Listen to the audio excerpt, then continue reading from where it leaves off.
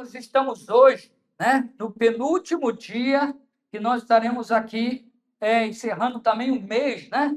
Hoje é dia 31 e a gente está no último dia do mês da família, mas teremos ainda semana que vem, nós teremos aqui, né, algo especial para a família, tanto no sábado quanto também no domingo, né? Então, nós queremos convocar os irmãos para estar aqui. E na próxima semana nós teremos o pastor Jadeilson, né?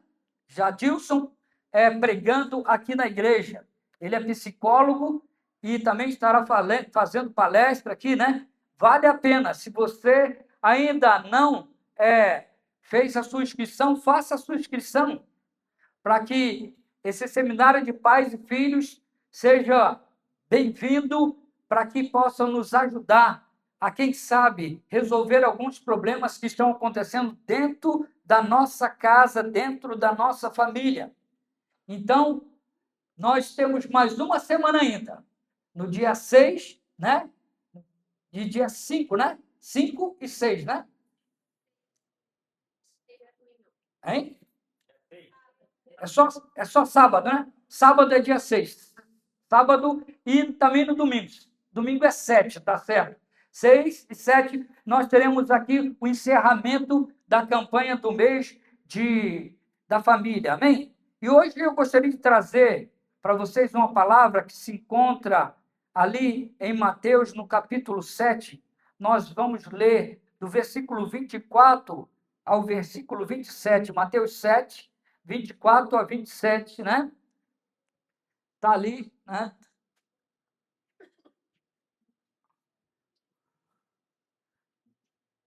Você que abriu a sua Bíblia, então, leia aí comigo, diz assim: todo aquele, pois, que ouve estas minhas palavras e as pratica, será comparado a um homem prudente que edificou a sua casa sobre a rocha. E caiu a chuva, transbordaram os rios, sopraram os ventos e deram com ímpeto contra aquela casa, que não caiu, porque fora edificada sobre a rocha. E todo aquele que ouve estas minhas palavras e não as pratica, será comparado a um homem insensato, que edificou a sua casa sobre a areia. E caiu a chuva, transbordaram os rios, sopraram os ventos e deram com ímpeto contra aquela casa, e ela desabou, sendo grande a sua ruína. Amém, irmãos? Vamos orar. Pai, em nome de Jesus, nós agradecemos ao Senhor por esse texto, Senhor, por essas palavras de Jesus que veio trazer para nós, ó Pai, direcionamento, ó Pai, de como devemos viver a nossa vida diante de Ti, Senhor. Que em nome de Jesus, nessa noite, nós possamos sair daqui melhor do que nós entramos, ó Pai, e que possamos ter a diferencial, Senhor, da Tua palavra, Senhor, endireitando as nossas veredas, ó Pai, endireitando, Senhor, aquilo que nós estamos fazendo de errado, Senhor, e nos dando, Pai, da Tua graça e da Tua misericórdia. Então, Pai, fala hoje no coração de cada pai, de cada mãe e de cada filho aqui presente nessa noite, ó Pai. É o que nós te pedimos em nome de Jesus. Amém e amém. Na introdução, pode passar, nós temos como tema, né? Uma família firmada na rocha. E diz ali, né? Fazendo a introdução dessa palavra aqui, a família foi a primeira instituição criada por Deus e continua sendo até hoje um dos principais alvos do inimigo. Os ataques do inimigo têm, de certa forma, né, sempre buscado destruir a família. Isso é algo que a gente pode ver em todos os aspectos na sociedade. E nós precisamos, de certa forma, né, começar a lutar com as armas que nós recebemos do nosso Senhor, porque, afinal de contas, Ele não nos abandonou, Ele não nos deixou sozinho, Ele está no céu, mas, ao mesmo tempo, Ele está falando e mostrando a nós como nós devemos viver a nossa vida através da ação do Espírito Santo que vive em nós. Nós nunca tivemos tantos recursos para nos conectar. Hoje está todo mundo conectado, mas ao mesmo tempo nós vemos famílias cada vez mais distantes uma das outras. O que era para unir, muitas vezes está causando dissensões, trazendo confusão entre as famílias, né? E nós precisamos mudar. E é interessante que Jesus aqui, ele está encerrando o Sermão do Monte, contando ali a história de duas casas. E, à primeira vista, elas pareciam semelhantes. Quando você olha ele falando dessas casas, parece que são iguais. Porém, quando a tempestade chegou, a gente vê que fica evidente que o que realmente importava não era a aparência da construção daquelas casas, mas a profundidade do seu alicerce, daquilo que estava ali sobre o alicerce.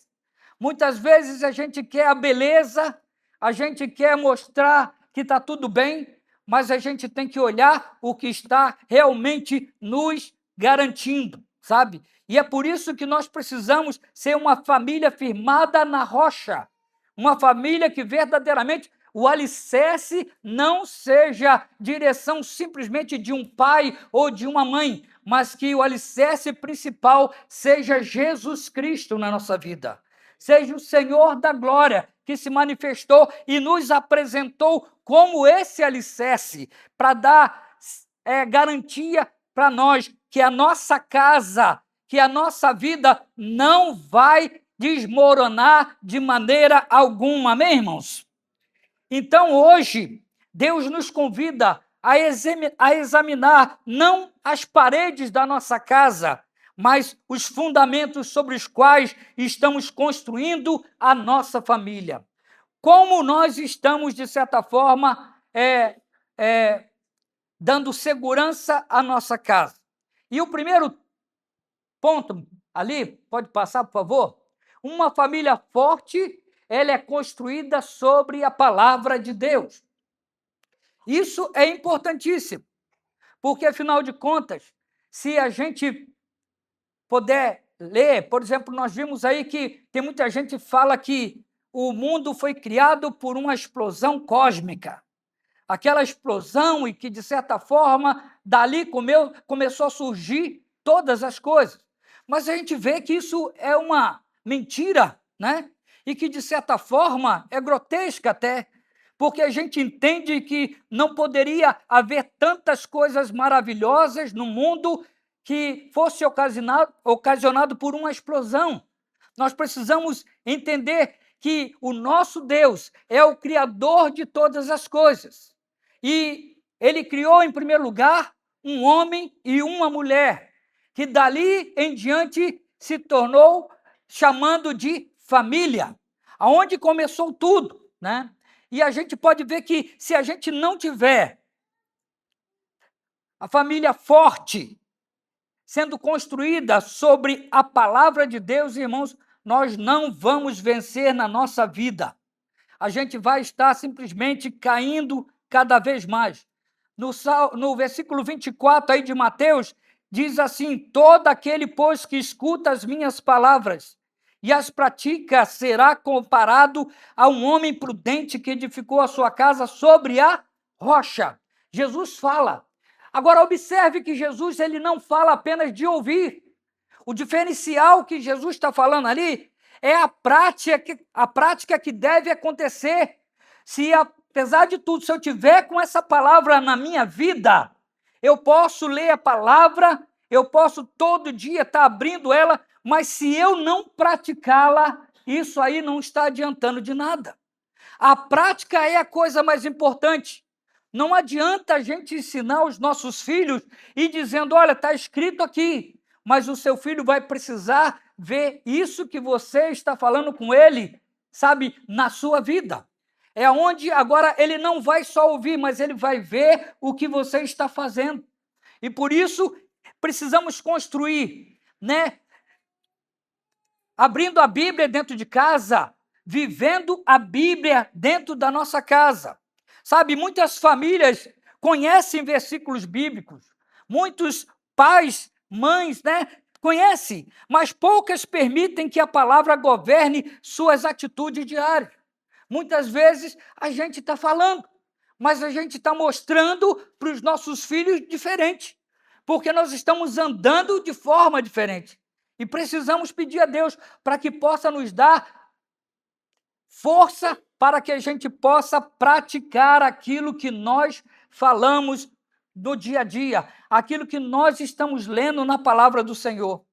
Na cultura judaica, nós vemos uma coisa, que construir uma casa, né, sobre a rocha exigia mais trabalho, porque, afinal de contas, quando você vai construir sobre a rocha, né, até para cavar é difícil, você tem que tirar ali, né, e a pedra, você sabe que ela tem as suas ondulações, ela não é certinha assim para tu fazer a tua casa, então você precisa, de certa forma, moldar.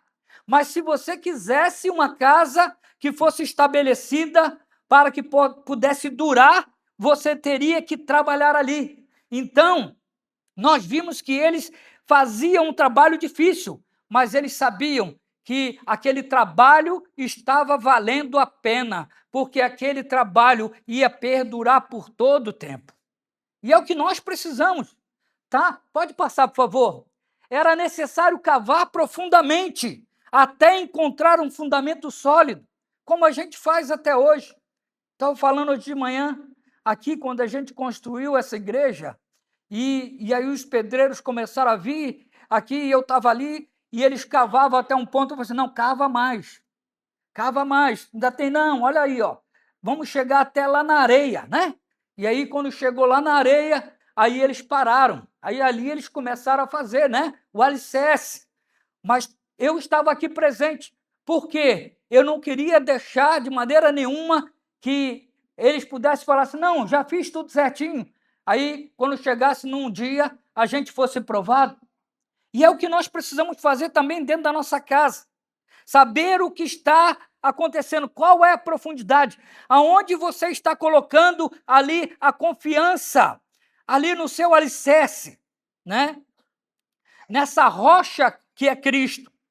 Jesus ensina que uma família sólida não é construída rapidamente. Hoje nós estamos vivendo um tempo em que tudo é para o já, para o agora. A gente não está tendo mais paciência para nada. A gente quer tudo repentinamente. E isso não acontece dentro da nossa família. A família leva tempo para ser construída da maneira que Deus deseja, que Deus quer que aconteça na nossa vida, porque, afinal de contas, quando a gente quer fazer tudo rapidamente, a gente vai fazer mal feito. O apressado come o quê? Cru, né? Que diz o ditado, né? Esse ditado. Porque quando vai fazer e querer que as coisas aconteçam rapidamente, irmãos, a gente só vai levar prejuízo. Nós precisamos entender que a família é construída com tempo de verdade, com tempo onde nós, pais, devemos dar para os nossos filhos. Nós, muitas vezes, estamos preocupados em querer dar a melhor roupa, a melhor escola, quer abençoar os filhos, mas a gente esquece, às vezes, de dar a solidez da palavra, de falar que Jesus Cristo é a rocha que nós precisamos para estar de pé o tempo todo. Sabe? E eu e você precisamos entender isso. Leva tempo. E eu me lembro que eu tenho filhas, então minhas filhas já estão... A Priscila está com 32 anos, né? Nem parece, né? Mas está com 32 anos. A Anne está com 30 anos, né? Agora, vai 30 anos, ela fez agora em abril, né? Então, a gente vê, olha só que coisa boa, mas durante a idade delas de adolescentes, a gente teve que trabalhar, e a gente tinha tempo que a gente se alegrava e tinha tempo que a gente se entristecia, tinha tempo que a gente estava ali olhando, mas a gente nunca parou. É interessante que a gente precisava falar e falar da mesma coisa, bater na mesma tecla o tempo todo, Porque muitas vezes a gente quer que o nosso filho aprenda da noite para o dia, e não vai acontecer. É como escovar dente. Se tu chegar lá, está na hora de escovar o dente, dá a escova para o teu filho vai ficar olhando para você e falando, para que isso aqui? Né? Você precisa ir lá e ensinar ele a escovar os dentes para que ele possa, daqui a um tempo, né? Quando ele começar a ter mais movimentos corretos, ele poder ali escovar o dente dele sozinho. Mas isso é um tempo em que precisa ensinamento. É verdade ou não é, irmãos? Ensinar. Ensina o menino. Isso começa desde a maternidade.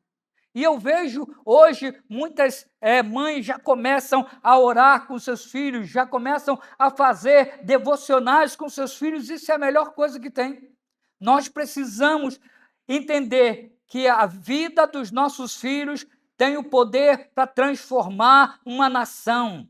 Deus, às vezes, põe crianças na nossa vida que serão bênçãos para a nossa vida e para também o nosso Brasil. E a gente só precisa pedir a Deus, Senhor, por favor, me ajuda a construir, me ajuda a poder fazer com que o meu filho, ele creia verdadeiramente na tua palavra. É interessante que a família ela é formada através de oração todos os dias. A gente precisa orar todos os dias. Eu estava vendo um podcast com o Lucinho, né? Lá da igreja lá de Minas Gerais, e ele estava contando, e ele estava falando assim, eu preciso dar um jeito de mostrar aos meus filhos que eles, antes de sair da escola, eles precisam também ter um tempo com Deus, né? Antes, né? E aí, a primeira coisa que ele pensou, vem cá, não adianta eu falar com eles se eu não fizer. Então, ele tomou uma decisão.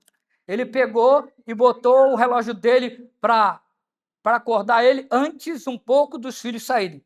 E aí, todo dia, quando ele estava lá, os filhos já estavam para acordar, ele acordava mais cedo, ele pegava a sua Bíblia, ele lia a Bíblia e depois ele estava orando. Os filhos deles acordavam e quando olhava para ele, via ele lendo a Bíblia e via ele orando. E aquilo disse que fez um diferencial. E ele falou assim, mesmo que foi uma coisa intencional que eu fiz, mas eu precisava levar para os meus filhos a importância da gente estar buscando a Deus em primeiro lugar na nossa vida. Porque a palavra diz o quê? Buscai, pois, em primeiro lugar o reino de Deus. E muitas das vezes a gente acorda desesperado, de manhã cedo, que a gente nem tem tempo. E quando você deixa essas coisas mínimas, irmãos, atrapalhar você, quando você não tem um tempo para orar com os seus filhos, eu sei que muitas vezes você está na correria do trabalho também, mas a importância de ensinar os nossos filhos a fazer a vontade do Pai. Sabe? É necessário cavar profundamente até encontrar um fundamento sólido. Não, volta para cá, né? Então, famílias fortes, elas não surgem por acaso. São construídas intencionalmente. A intenção de fazer o bem. A intenção de saber. Porque se tu vai lá para Deuteronômio, você vai ver e ele vai te ensinar andando pelo caminho, né? Colocando lá na sua porta, né? Dizendo aqui, eu, minha casa, serviremos ao Senhor, né? Está ali andando pelo caminho, isso é importante. Os seus filhos querem ver as ações de Deus na sua vida. Então, famílias fortes não surgem por acaso. Você precisa construir. E a pergunta, irmãos, é a seguinte: não é se sua família conhece a Bíblia, porque tem gente que não acredita em Deus e que lê a Bíblia. Se tu for perguntar para ele, tu vai pensar que ele é um crente, né? Mas o camarada não, ele conhece a Bíblia porque ele acha interessante, mas ele não acredita em Deus. E a mesma coisa acontece com a gente. A pergunta é, a Bíblia influencia as decisões da sua família?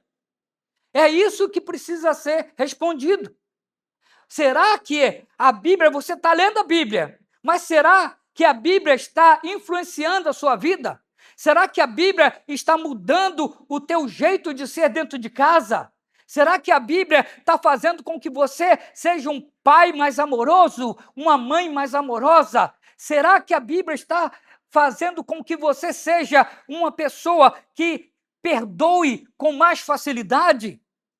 Será que a Bíblia está fazendo com que você seja mais manso dentro da sua casa?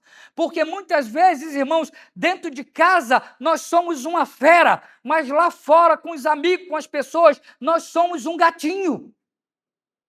Fazemos tudo direitinho lá, todo mundo elogia a gente, mas quando a gente chega em casa, que é o território onde nós devemos demonstrar amor, graça de Deus, a gente se torna uma pessoa diferente. E eu quero dizer para você que isso é uma luta, porque geralmente dizem que a casa é o lugar que a gente tem mais liberdade para a gente se mostrar. Mas nem por isso a gente deve deixar sair de nós aquela fúria que muitas vezes é incontrolada. É incontrolável, irmãos. A gente precisa dominar, porque se a gente não consegue dominar essas coisas na nossa casa, irmãos, os nossos filhos estão vendo no dia a dia o que está acontecendo com cada um de nós. Então, essa pergunta é muito importante. A Bíblia influencia as decisões da sua família? Ou ela está continuando do mesmo jeito? Segundo ponto, pode passar, por favor? Que diz ali, as tempestades chegam para todas as famílias. Vamos ler juntos? Vamos lá? Daqui a pouco está indo aí, só um pouquinho.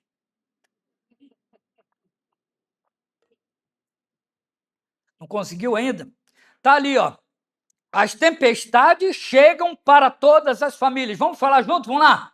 As tempestades chegam para todas as famílias. Olha só aqui o que diz em Mateus 7,25. E caiu a chuva e transbordaram os rios, sopraram os ventos e deram com ímpeto contra aquela casa, que não caiu, porque fora edificada sobre a rocha. Olha só que coisa tremenda. Primeira coisa, a gente pensa, porque a gente é cristão, a gente é brindado. Não, não tem brindagem na família cristã. Quando chove para a família cristã, chove também para a família que é ímpio, que é o ímpio, que não tem nada a ver com Deus. Não adianta, não tem nada de diferente nesse mundo, irmãos, sabe? Porque Deus vai fazer chover sobre todas as pessoas. Não tem uma blindagem que o crente sai ali, não, está chovendo, mas eu vou sair, Deus vai me proteger. Não, você vai se molhar. Você vai voltar para casa banhado mais uma vez. E por isso você precisa, sim, entender que vai acontecer. As tempestades vêm para todas as pessoas. Jesus, ele nunca prometeu aos seus discípulos uma vida sem lutas. De maneira nenhuma. Ele falou o seguinte, no mundo tereis o quê? Aflições, mas tende bom ânimo. Eu venci o mundo. O evangelho, querido, não é a ausência de tempestade, mas é a presença de Deus em meio a ela. É quando está chovendo, é quando está na tempestade que a gente vai ver o diferencial que vai acontecer na minha vida quando eu estou com Deus e quando eu estou sem Deus, sabe? Jesus não prometeu nada disso. E no ensino de Mateus 7,25, a chuva caiu sobre as duas casas. Os rios se levantaram contra as duas casas. E também os ventos sopraram com força sobre as duas casas. Todos eles, de certa forma, foram atingidos. Mas aí a gente pode ver que Deus não brindou de maneira nenhuma. Mas o que aconteceu? Agora a gente precisa observar a diferença, que a diferença ali não estava na intensidade da tempestade, mas estava na qualidade do fundamento sobre a rocha. É aquilo, todo aquele que crê naquilo que eu estou falando para vocês, irmãos, sabe, e pratica. Ele está dizendo que essa casa vai ser inabalável.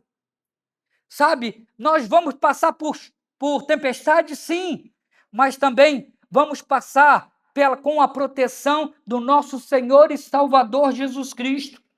Glória a Deus. Muitas vezes nós pensamos que servir a Deus nos isentará das dificuldades da vida. Porém, Jesus deixou claro que os justos e os injustos enfrentam dias difíceis.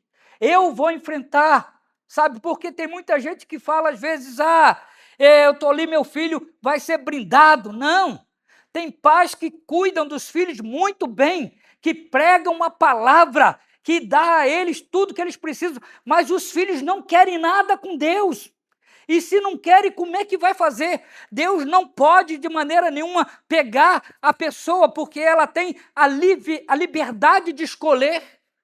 Então, por mais que a gente possa até ensinar, por mais que a gente possa estar ali praticando no dia a dia, mas se Deus não fizer a obra na vida do seu filho, irmãos, ninguém pode mudar.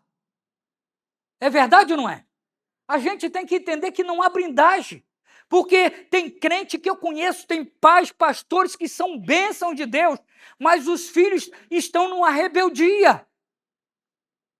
A gente tem que levantar a mão para o alto e agradecer a Deus, Senhor, muito obrigado, porque o Senhor tem dado filhos, ó Pai, abençoados. E você que está em filho, que está vivendo dessa forma, não desista de orar por ele.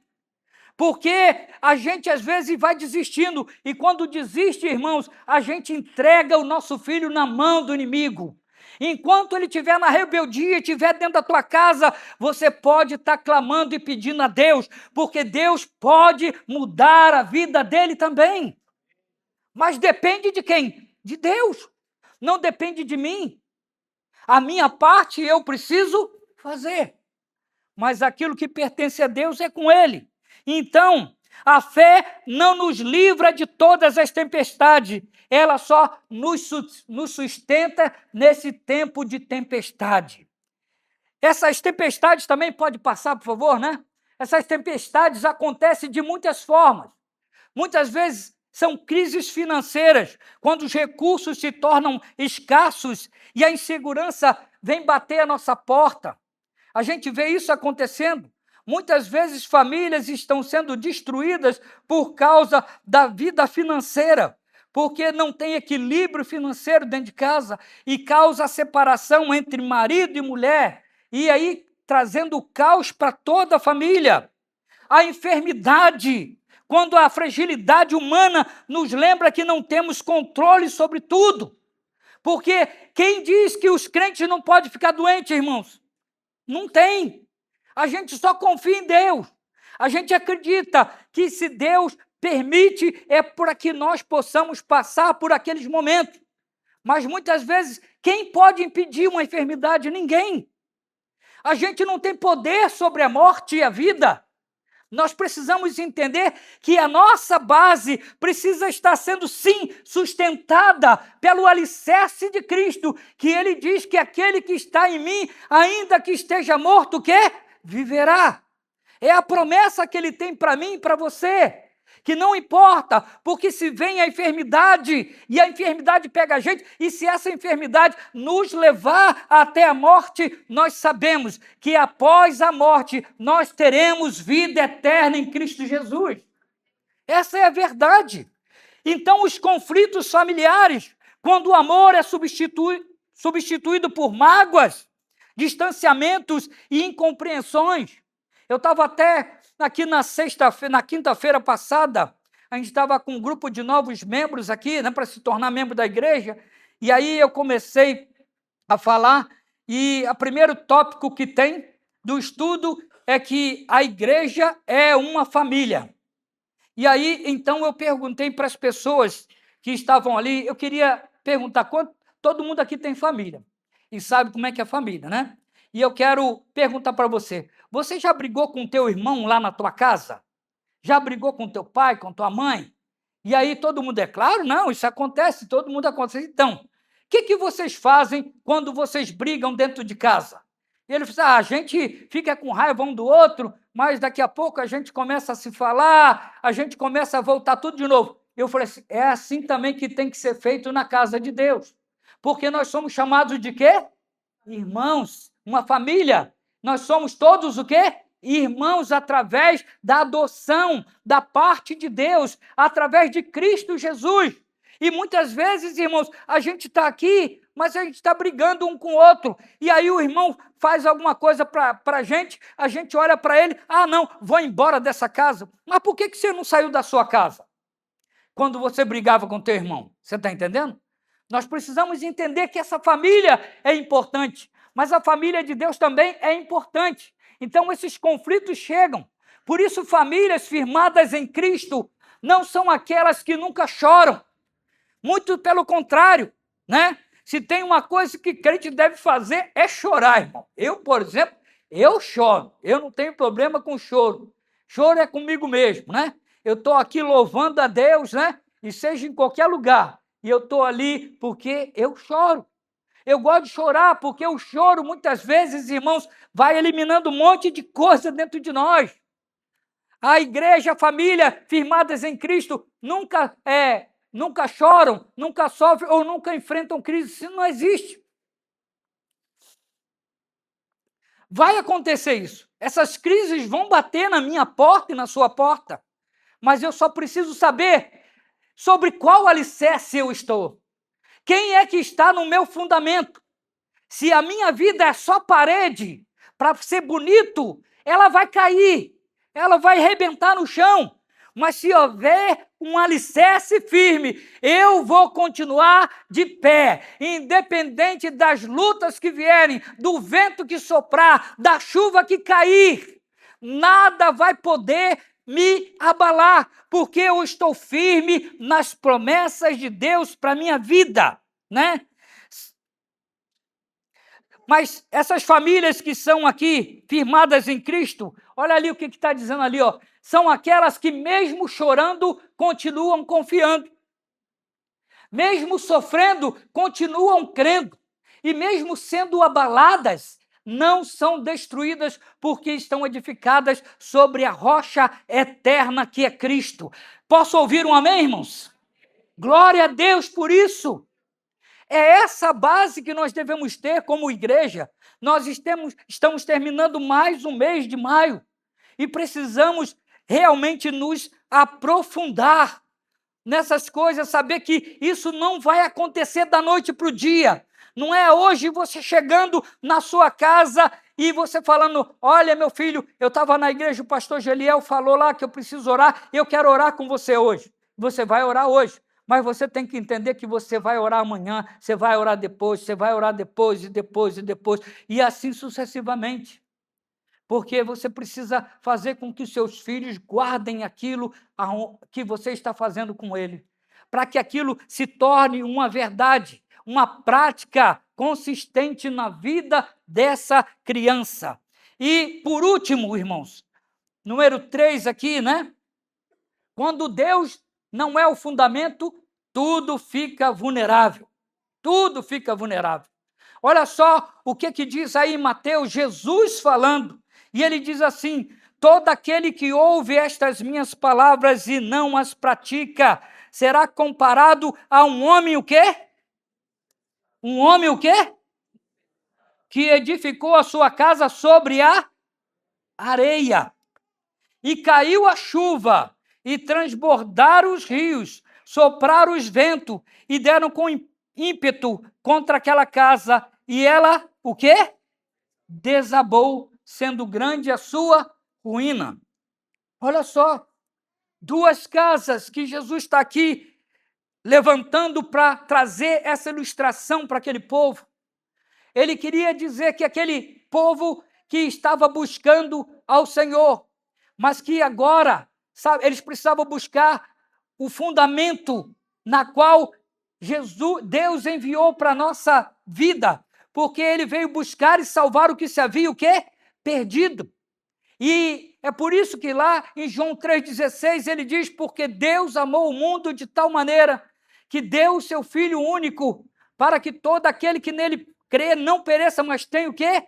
A vida eterna. Agora, o caminho se chamava por um nome que era Jesus, o caminho da fundação. E é por isso que ele estava falando que ali aquele povo precisava escolher E a escolha dele deveria ser escolher pelo Filho de Deus. A areia, querido, sempre parece uma boa opção para construir. Sempre parece. Porque a areia é muito mais fácil, né? É mais fácil, é mais rápido, exige menos esforço. Quem vai construir sobre a areia, abre ali um buraquinho, igual está aqui, pô, que beleza, vamos fazer aqui. Vai, daqui a pouco, quando tu vê, meu Deus, já está pronto o alicerce. Foi tão rápido, né? Porque não precisou afundar. Está ali fazendo fundamento sobre um terreno que não vai sustentar. E é por isso que Jesus se apresenta como uma pedra, essa pedra poderosa, sabe? Essa rocha inabalável, sabe? Não é preciso cavar fundo quando você está sobre areia. Não é preciso gastar tempo fortalecendo os alicerces, porque é feito de qualquer maneira. Mas o problema verdadeiro, irmão, da areia não é. Areia não aparece nos dias de sol. Não, muito pelo contrário. O problema da areia vai aparecer nos dias das tempestades, quando realmente, né, a tempestade chegar, quando os rios começarem a encher. E aí sim nós vamos ver qual a diferença de uma casa feita na rocha e a outra sobre a areia. O problema vai aparecer, porque o fundamento foi mal feito. Porque o fundamento, querido, foi feito rapidamente. Não teve base sólida, sabe? Enquanto tudo está bem, a casa sobre a areia parece até parecer bonita, parece moderna, parece que está segura, mas quando as tempestades vêm, ela vai romper, ela vai se quebrar. Pode passar, por favor, né? Porém, quando os ventos sopram, as chuvas caem e os rios transbordam, fica evidente que ela não tem fundamento.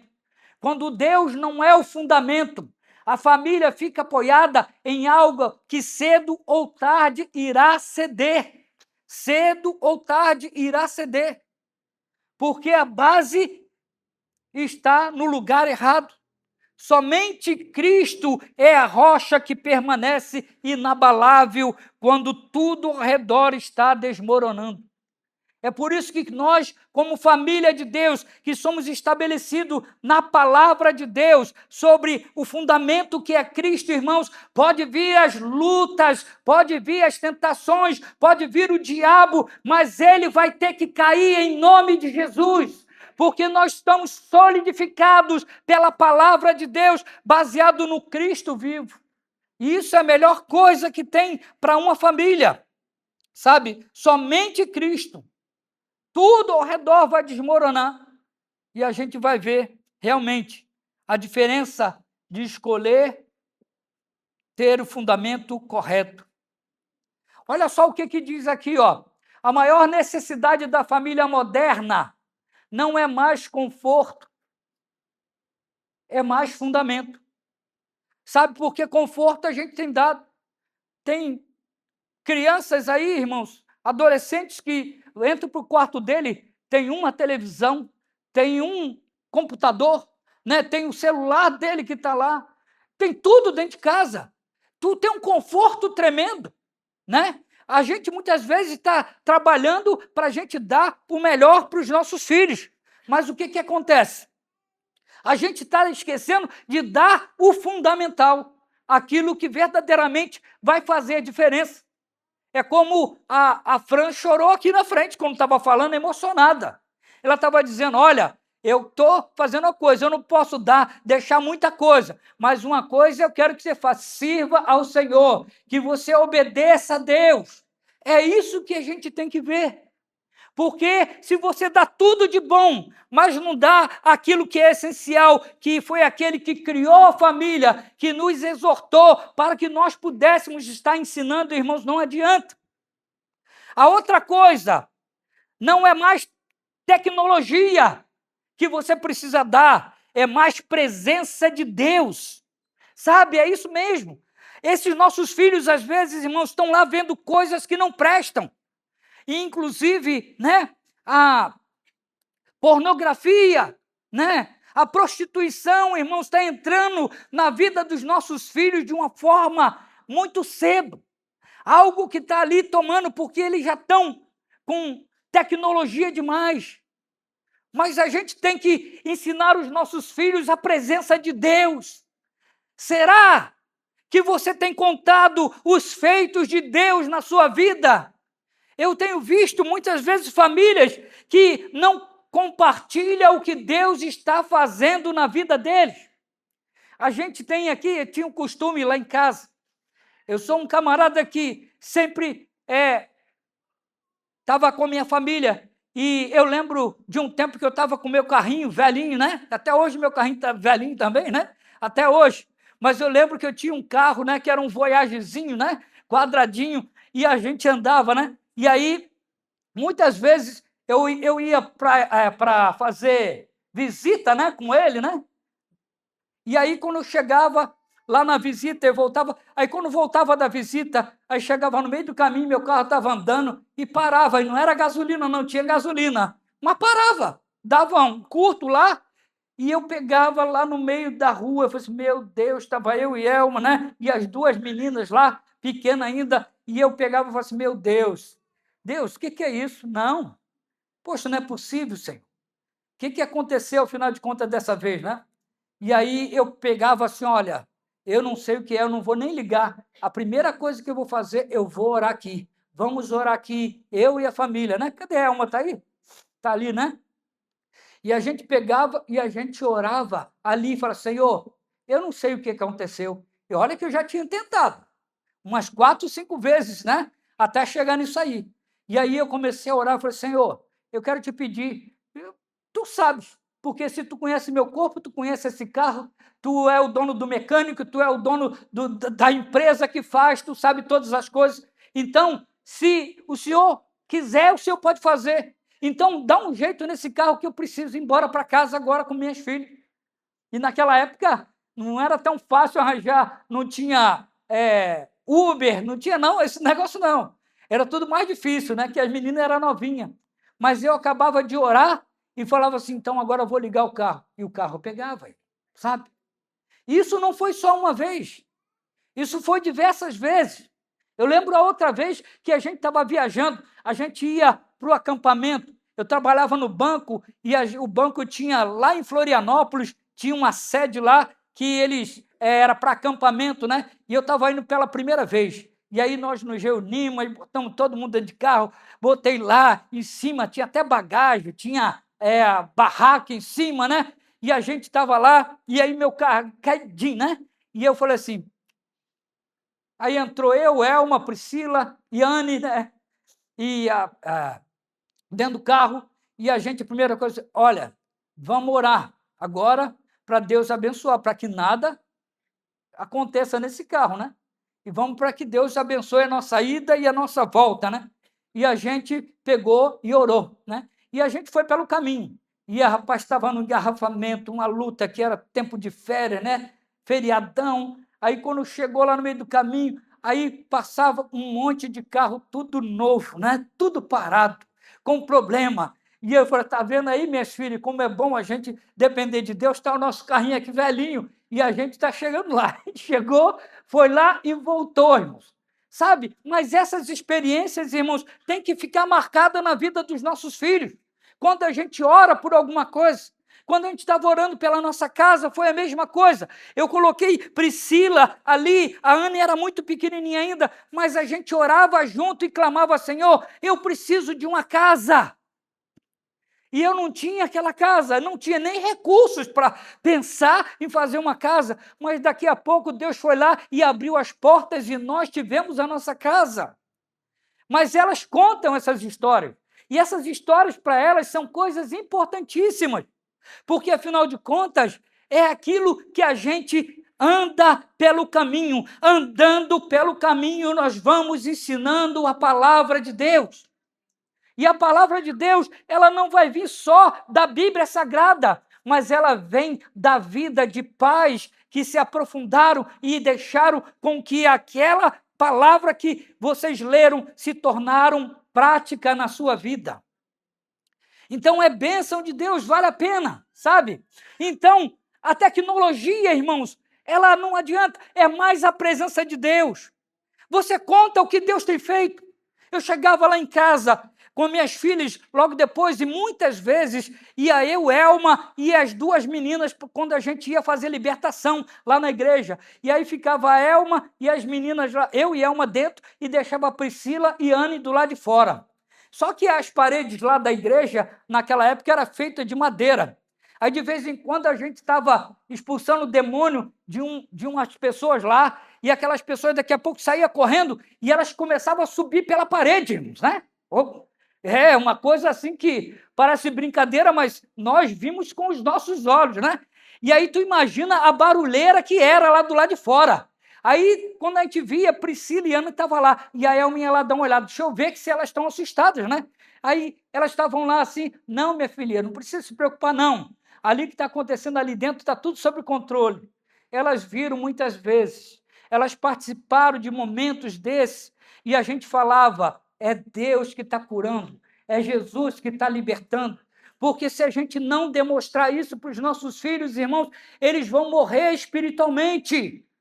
Sabe, a nossa vida, ela não pode ser só das lembranças do que esses homens fizeram aqui na Bíblia. São importantes, são, mas também aquilo que acontece no seu dia a dia é importante dentro da sua casa, de vocês compartilharem as necessidades, de vocês orarem por alguma coisa que vocês estão precisando e agora está tudo difícil. Mas aí se você pegar e depois falar assim, olha, meus filhos, minha família, Deus resolveu o nosso problema.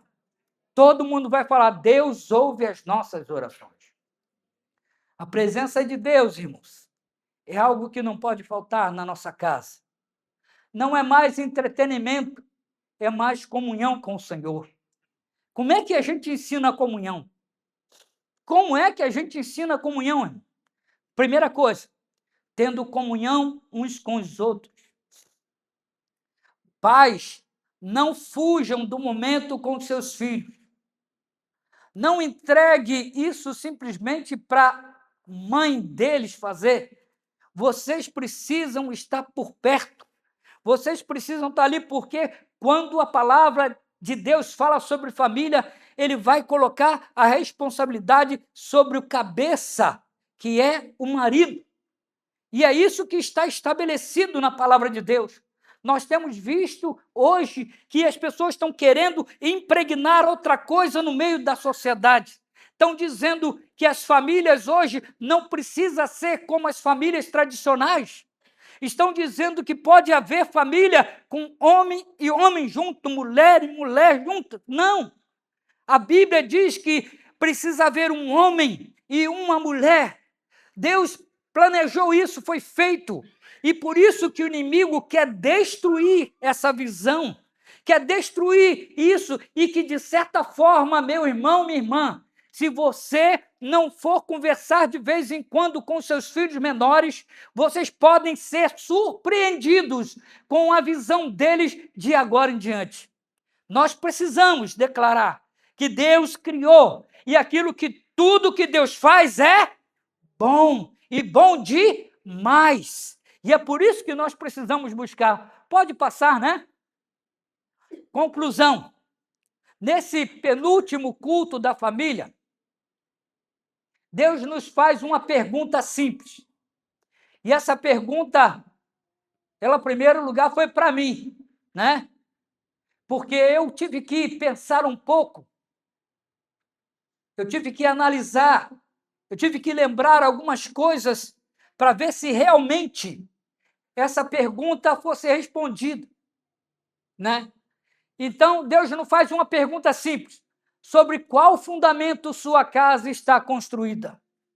Sobre qual fundamento?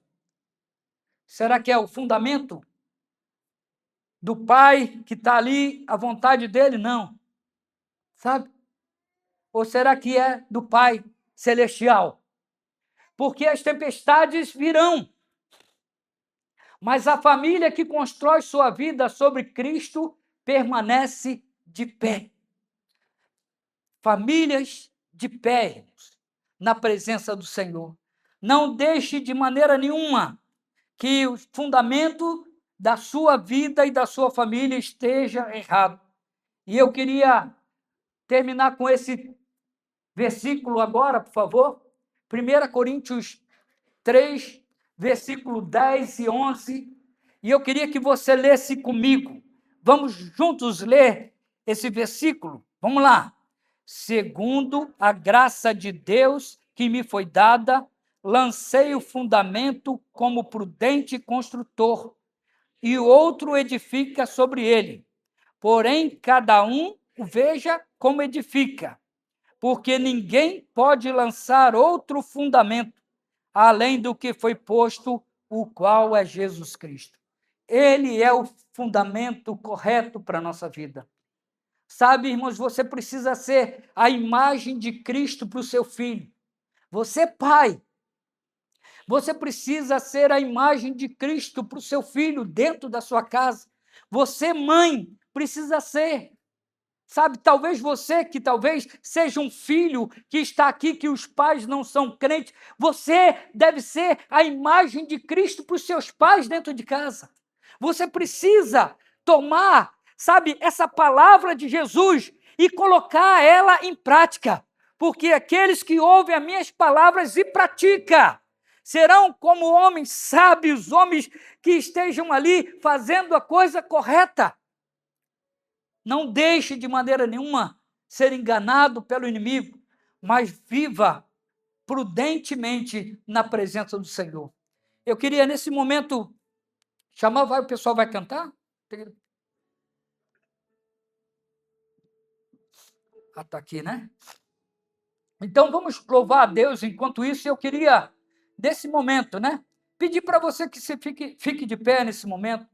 E nós vamos aqui, nessa noite, irmãos, pedir ao Senhor para que Ele possa ser o verdadeiro fundamento. Fundamento mais importante